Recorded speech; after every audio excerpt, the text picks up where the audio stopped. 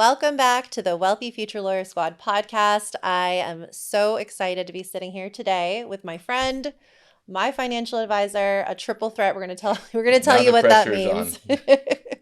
No, I've had such a pleasure getting to know you this year. You're such a cool guy. I knew you had to be on here. You had to be my first male guest. I was like, Chad has to be the one. So you're the first one on this podcast who's I'm not a honored. woman. I'm honored. I'm honored to have you on here. I think you're going to be really inspiring to all the law students out there listening. You have a really cool story. You have a cool path. I'm very fascinated by. I think the way that you've kind of crafted your career is genius. So I'm really excited to hear more about you. So tell us Thank you. about yourself. Tell us about Sure. your firm, all the things. So I'll kind of give you the backstory since you feel it's very unique. I didn't start out thinking I was going to be a financial advisor. I went to the University of Florida, and I knew I was going to be in business, and the best business degree you can get typically is an accounting degree. So I did a bachelor's and master's program there, and I was going to go right to law school. Oh, really? Went as far as paying my seat deposit to FSU. And then my mom got sick, and family is super important to me. And you said, you know what? I have these degrees. Let me sit for the CPA exam and go into practice. Yeah. And what I found was I absolutely loved strategy and concepts.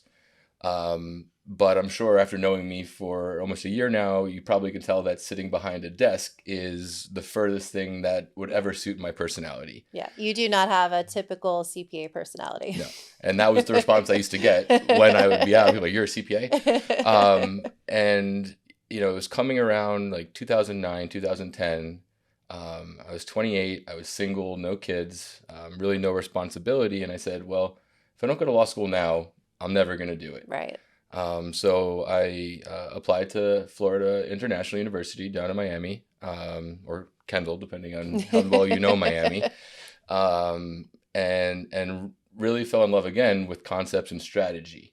But towards the end of my 1L year, I quickly came to the realization that everyone I was in law school with, for the most part, did not know anything about how to handle their money, what to do with it.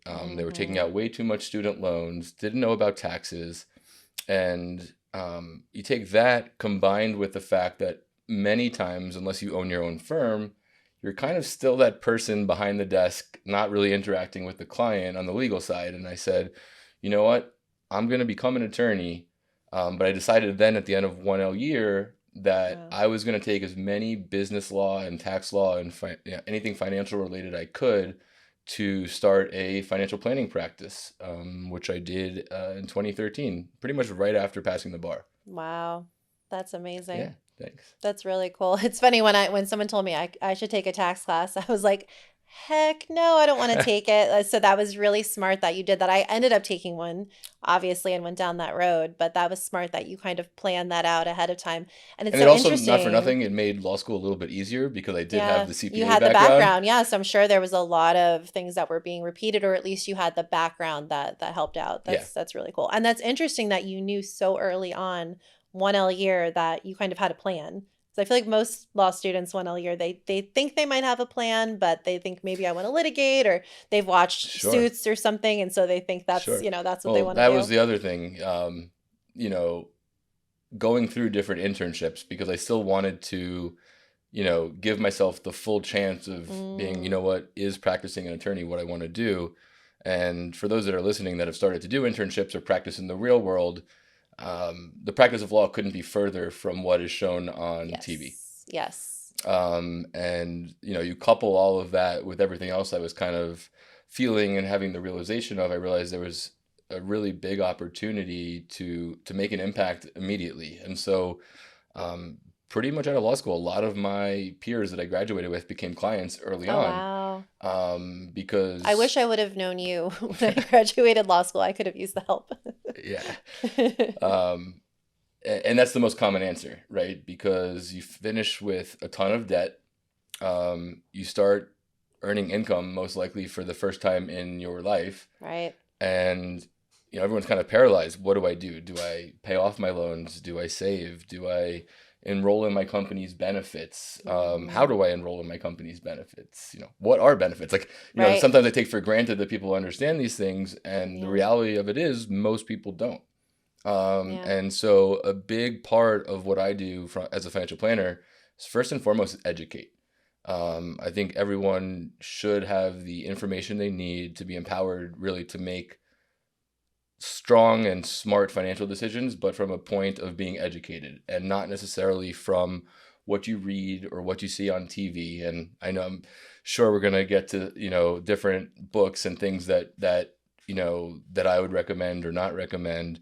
But every individual is different. Yeah. And it's important to really hone in on that and, and educate.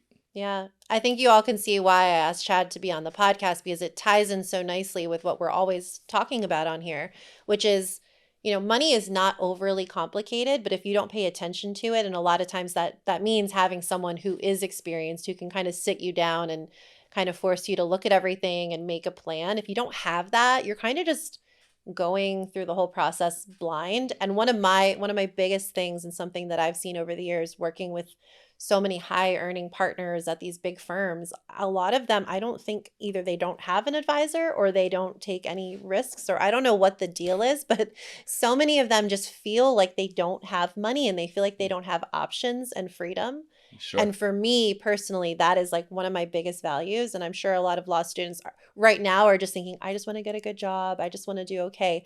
But you want to set yourself up for, even if you do take that good job, if you want to switch one day, you want to pivot, if you want to start your own firm, if you want to get out of the practice of law altogether, if you start yourself on that solid financial ground from the beginning, you're going to open up the possibilities down the road as you go through your practice. So I think absolutely, it's and really cool. Life changes. Life changes, yeah. Every year, not just every quarter. financial stuff, right? It's not just, hey, the market crashed or taxes went up. Right.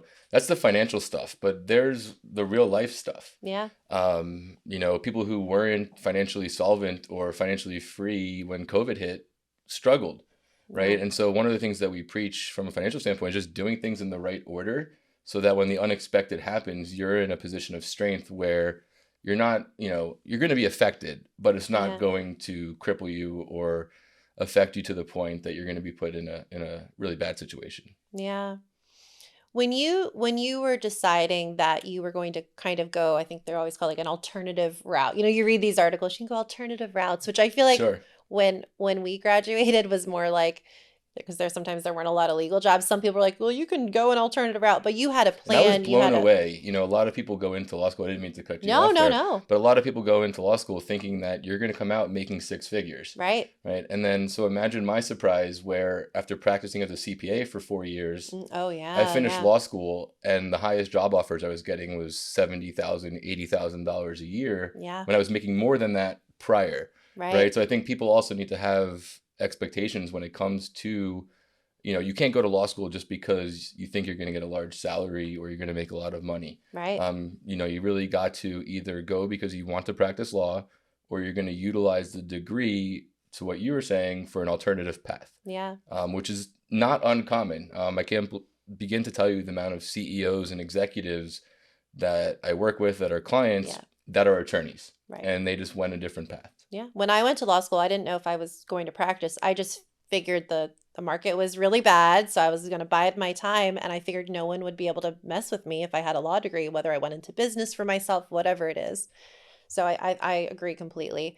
When you were making that decision, because I feel like when I was in law school, it was very much like, you need to try to get with the big firm, you need to try to do this. There were like very clear paths laid out, and I feel like if people kind of veered from those paths, maybe professors or other attorneys would try to dissuade them. Were people on board with your plan, or did you ever get any negative feedback? I didn't get any negative feedback. I know every law program is different, but FIU had a really diverse curriculum, and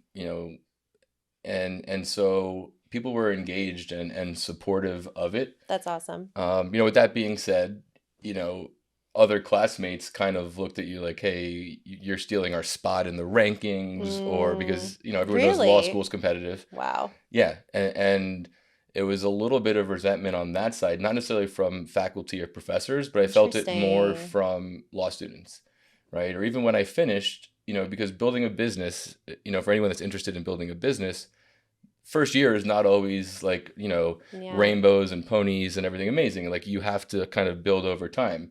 And so I knew I was making much less in my first 2 years than I would have made as an attorney. And, a lot of my attorney friends were like, what are you doing? Just come practice. And but you saw the bigger picture. Saw the bigger picture. Game. Yeah. I'm sure you're probably making a lot more money than them now, but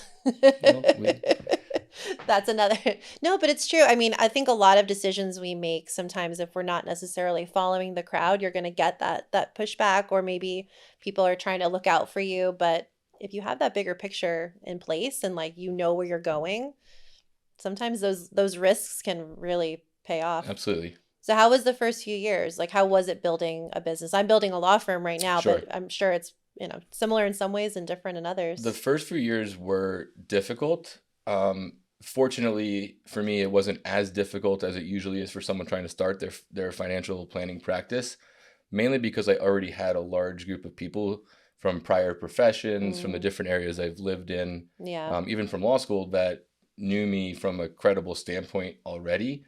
But the success rate in the industry typically is, 10% make it through their first 4 years. So it was a lot of, work, but also in putting together a business plan, and it kind of ties into this podcast, is I started working with grad students, going into other law schools, teaching their 3L students on what to do with their money, going into medical residencies and dental residencies, because those people, while not high earners yet, there were still needs that they had, right? How do you manage your student loans? Is probably the most basic question I get asked, right? But nonetheless, there still were needs to be addressed. And so I did a lot around those markets. And now 10 years later, they're all very high income earners, business owners. And so it's about, I think in any business, you can find your path.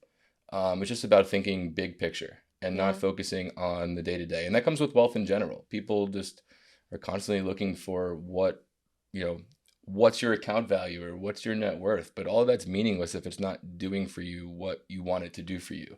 So true. Money's definitely not happiness. I can tell you that. Yeah. No, it's so true. For those who are listening, and obviously we're not going to give financial advice, but for those who are listening with law school debt, like what's like the main thing that you usually recommend to people as they're trying to plan out what they want to do? So first and foremost is, attacking your law school debt is about finding balance, because there's people that get out and they want to right away, hammer home their debt, be done in 10 years, right? And that may be good and great and this is why I say every situation is different. If you're independently wealthy, you have family money, or something like that, that may be a good strategy. Yeah. But if you're not, right, there's still other things you have to do. You have to build up emergency funds for yourself, because if not, the first flat tire you get, now you're going into credit card debt. Right. Right. And so building up emergency funds, building up savings for other things you want to do, right? If it's buying a house, which I know is kind of crazy for some people in this market right now. But with that being said, I always had that goal as well. So for me, it was about finding balance between repaying the debt, but also not neglecting all of the other factors that come in to wealth. Compounding of money is probably the greatest thing from a planning tool someone can have. And the earlier you start saving, the better off you'll be. And with student debt, you can change your payment plans at any point in time.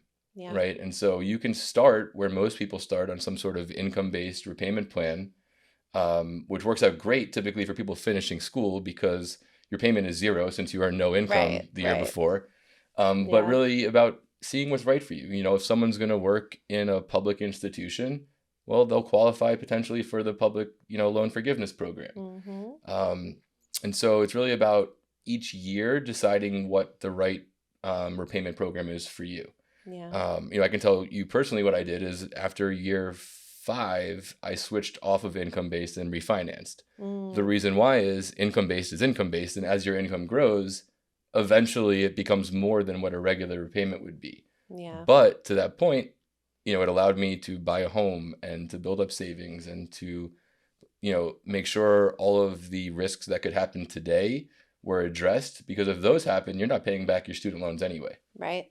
Yeah. I think it's so key to really every year, every quarter, whatever it is, like sit down and really think about what you're spending, even in law school, what your budget is, how much are you going to take out in student loans, and just being aware of it. And then you can make decisions based on Sure. that awareness. But I feel like when I got out of law school, I did stick my hand in the sand for a little while with the loans. I kind of like flip flopped, and then I was like, Well, no, I'm going everyone to has pay their own them path. off. That's what I'm saying. Yeah. Everyone has Yeah. their own path. There's no right or wrong path. It's a Yeah. matter, how does it fit into your overall Yeah. picture? I kept trying the different paths. Then I switched to I'm going to pay it off as quickly as possible. Then eventually I settled on the Look, don't get me income. wrong, right? By refinancing, I lost out on 3 years of no payments that a lot of people in the federal program just had because of everything that went on during COVID. So, I know. there's pros and cons, but I paid mine off already. I was like, dang exactly. But it. it definitely is the thing most prevalent on people's minds Yeah. when they're finishing. Yeah. No, I thank you for that. I think that's going to be helpful for a lot of people. Yeah, the So I best want thing I could to, say is, don't live like an attorney when you're in law school. I'm sure you guys get told that in yes. your programs, Yeah. but Or even in your first few years of law practice, even if you get that big firm salary, be smart with it, just set yeah. aside some money And just so because your you, salary is big doesn't mean you're keeping all that money, right? right. When you're in law school, you don't have responsibilities for the most part, Yep. right? You're not Yep. having, probably living off of your loans, not having to pay your rent with your income, not paying income taxes, Right. which erodes wealth quickly, Yes. not having to pay for your benefits. The list can go on and on and on, but quickly your salary, your six-figure salary, can become a $60,000 net salary when all is said and done. No, it's so true. So how would you say your views towards money and wealth have changed from law school, even pre-law school, to now? Flash forward to now. Sure. First and foremost, things are way more expensive than you ever imagined them to be.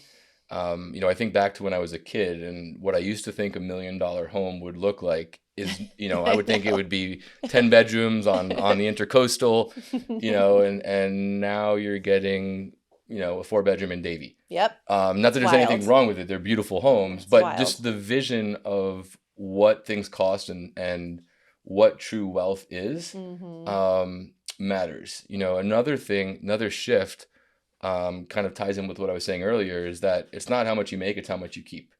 Yeah. Right. And in South Florida in particular, a lot of people have the keeping up with the Joneses syndrome, and, people are on debt maxed out as possible with driving in BMWs and Mercedes. Yep.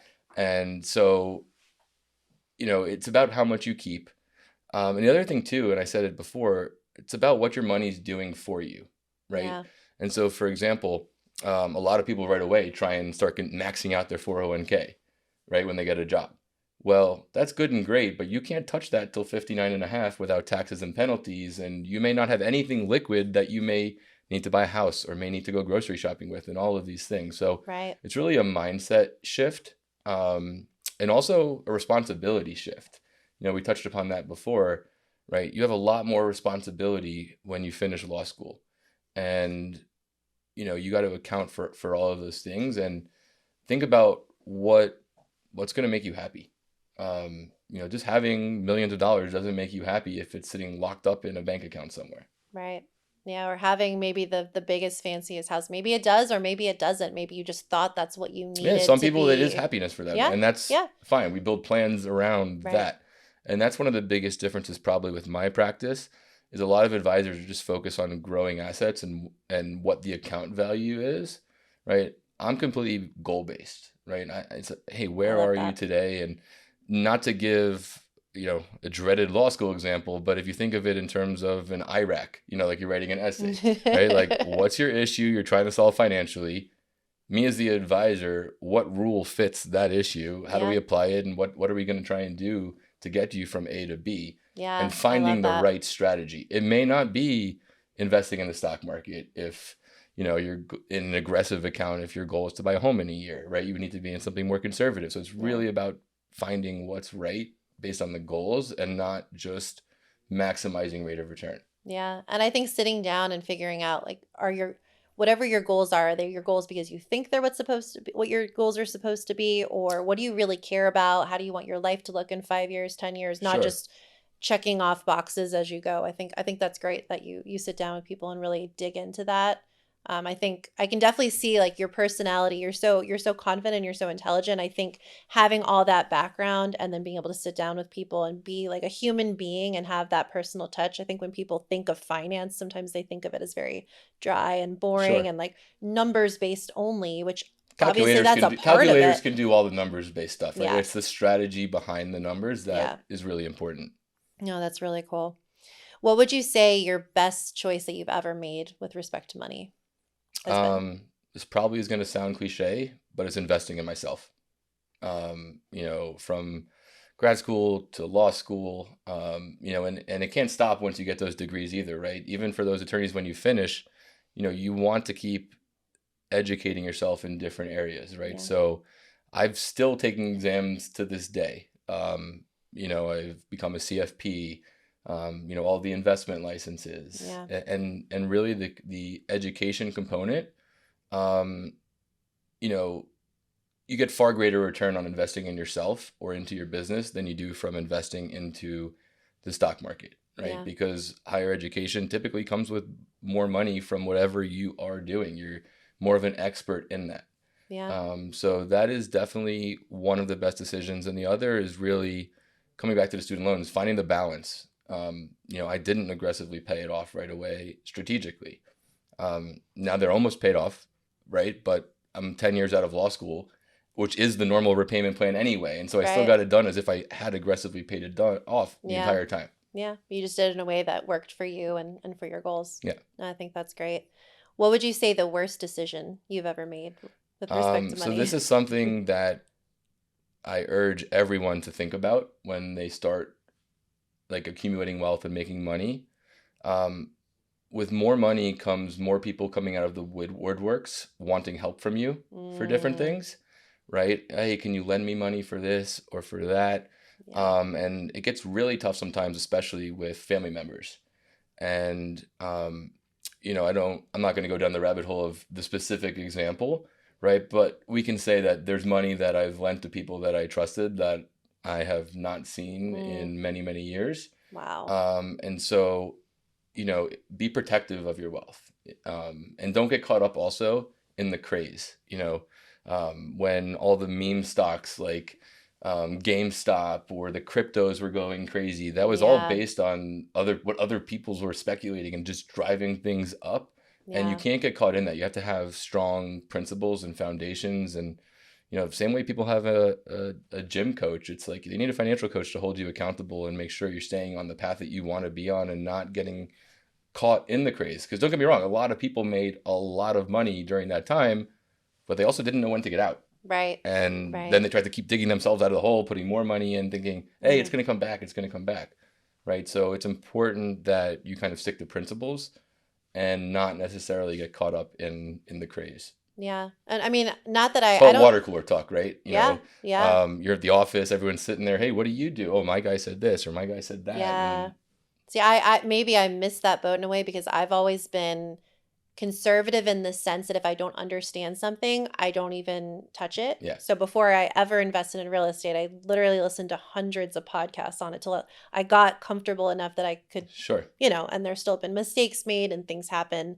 But I think that's really a great way to put it, a coach, because I'm at that phase now in my career. That's why I want to work with you, because I'm like, okay, I only know so And you much did a and great job so far. thank you. Thank you. We got ourselves so far, but I'm like, now is the time when I need the coach. And I probably honestly needed it a few years back, but it's a hard thing to sit down and do and Sure. just focus on it and set the time aside, but it's so, so important. Yeah. It really is. And kind of to elaborate a little bit on what you said, it's really important too to think about who you're getting, even reading or listening to advice from, Yeah. right? Because every person's situation is different.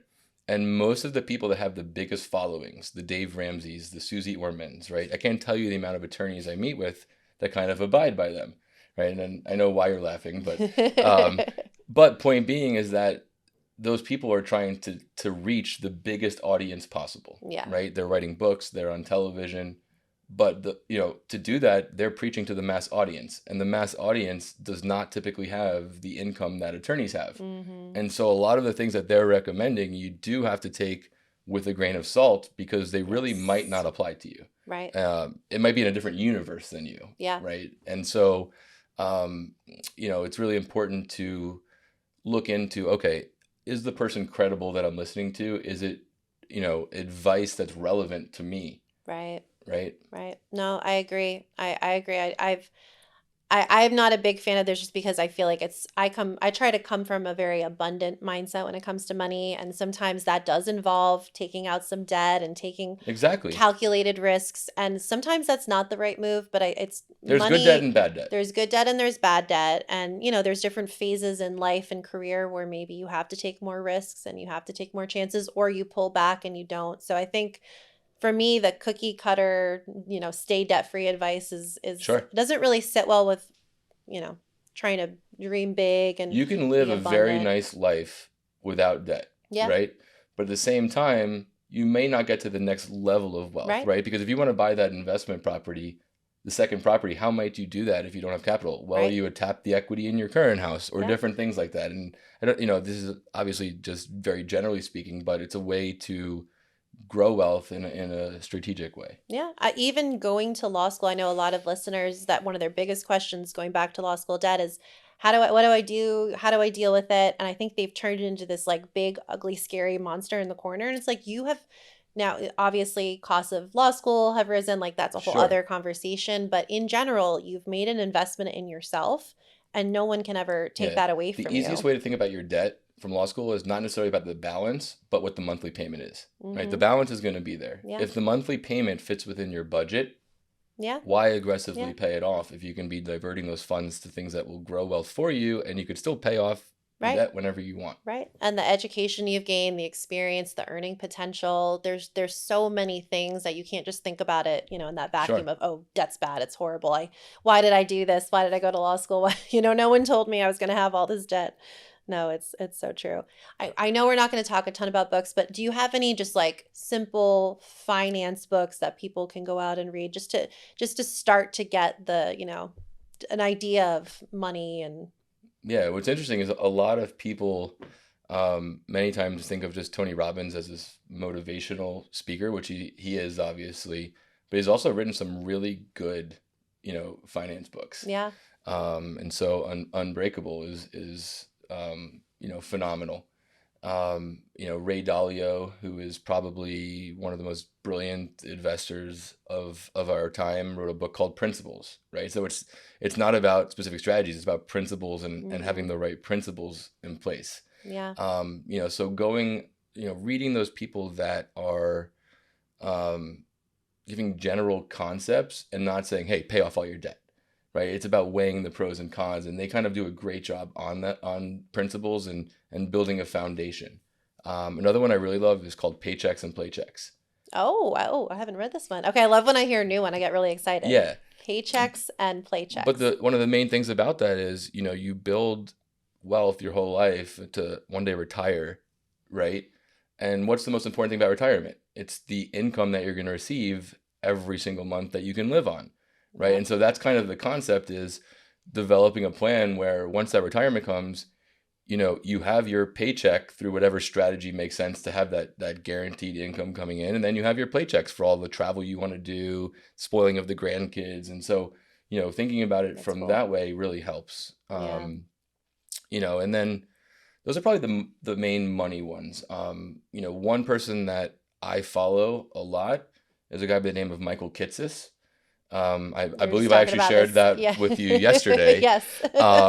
He is phenomenal in terms of the advice he gives on his blog, Nerd's Eye View.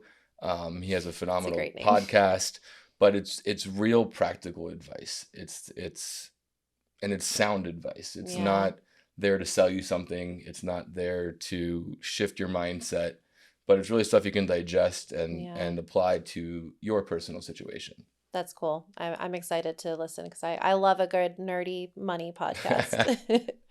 If you could tell your 1L self, Chad, anything, 1L Chad, what would you tell him? Oh man, there's so much. There's so much.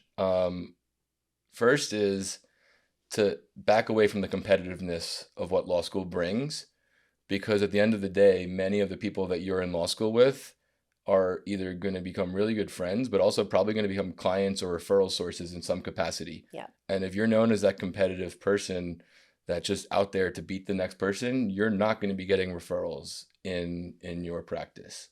So that's one. Two would be, for those that haven't considered alternative paths, right?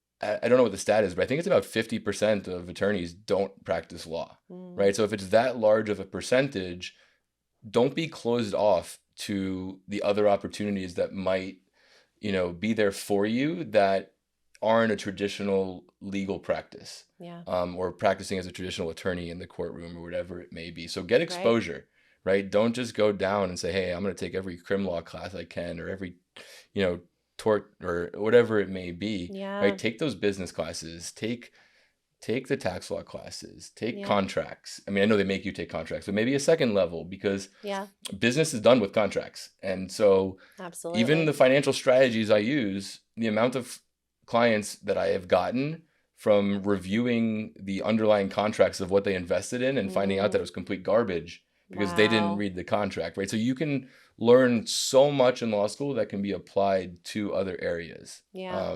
So I consider that. I was having coffee with my law partner and a law student who actually was in my beta version of the law school blueprint for her. And my law partner, Kristen, said something really interesting. She's like, while you're in law school, take as many different internships and classes as you want. Yep. Obviously, if you have a focus, take some classes, but do other things too. This is the time to learn and explore before you have a job. I did an externship with an in-house counsel. I practiced in a really small estate planning law firm. I did an internship in a bankruptcy firm. Right. So I got diverse exposure to these different areas. Now, granted, clearly I'm not practicing, but I really wanted to see the full scope. Yeah. How are you going to know what goes on a day-to-day basis within that area of practice unless you try it? It kind of goes back to like undergrad. I think it's ridiculous that they make you declare a major right away, or they encourage it because you're 18 years old. How the heck do you know what you want to do? You don't. You don't. You have no idea, right? Like, I don't even know what I want to eat tomorrow. Right. I was a psych major and I was like, this is interesting, but I have no idea what I would actually do with this. So yeah, or someone like me, right? I knew from the very beginning I was not interested in accounting, but I was doing well at it. So I just, I'm like, all right, this is what I declared. I'm going to stay with accounting. Yeah. Which in hindsight worked out really well because you have the background of an attorney, a CPA, and a financial advisor, which is, like I said, the triple threat. That's amazing. It's really cool. Congratulations. Where can guests find out more about you? So obviously LinkedIn and Facebook. You can just search my name, Chad Tourin. My website is mycoastalwealth.com. And there's a whole bunch of stuff on there, and resources, calculators, tools. Amazing. But honestly, I'm an open book, and so if you want to, share my phone number or email on, your show notes, more than welcome to. Happy to share here at Tourin at My Coastal Wealth. Perfect. We'll put in the show notes. Happy to, like I said, I still to this day, 10 years later, am passionate about going back and educating in grad programs. And it's by far the least profitable thing that I do for my practice, but it's also the most rewarding because the eyes that light up when you share a concept with someone that they had no idea about. You don't get that when you're dealing with someone worth $30-40 million. They're kind of trying to tell you what to do, right? Even though they might not know what the heck they're talking about. They're like, no, you need to do this. What? Like, no, I've never had that experience. So it's very rewarding, and so I do love going into programs and doing the educational stuff. Yeah. Well, I think Chad and I will definitely be collaborating on some cool stuff. Definitely. So if you're in South Florida, definitely keep an eye out for those things because there's a lot of very big overlap and obviously the things I talk about in Chad's expertise. So that's how we got connected in the first place. I know. That's amazing. So thank you so much for being on the show. This was really great. For those of you who are listening or watching, if you enjoyed it, share with a friend, subscribe, and definitely keep coming back. We're going to have more amazing shows and have a wonderful end of the semester. Thanks, everyone. Bye. Thanks, Lauren. Thanks, Chad.